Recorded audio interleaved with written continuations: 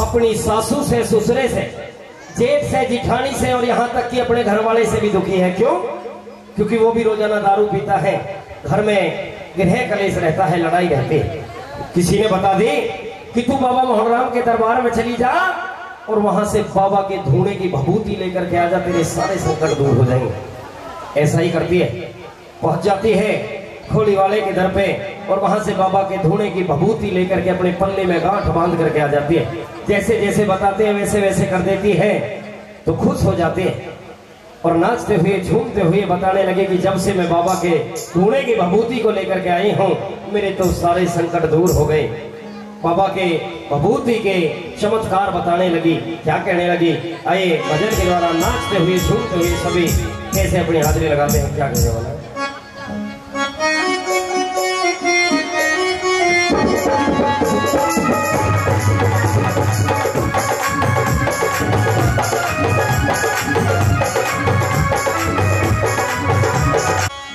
बोलिए बाबा मोहनराम की जय हो। आइए नाचते हुए झूमते हुए बाबा को मनाते हुए आएंगे और परम आदरणीय इस भजन पे खुश होकर के 101 रुपए मोहन तेरे धूने की भभूति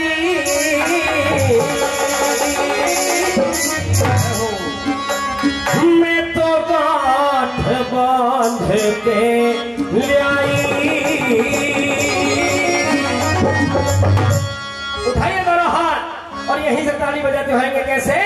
बाबा रे तेरे धूने की भभूति मैं तो गांठ बांध के लाई। बाबा रे तेरे धूने की भभूति मैं तो गांठ बांध के लाई। मोहन तेरे धूने की भभूति मैं तो गांठ बांध के लाई। बाबा रे तेरे धूने की भभूति मैं तो गांठ बांध के लाई। मैं तो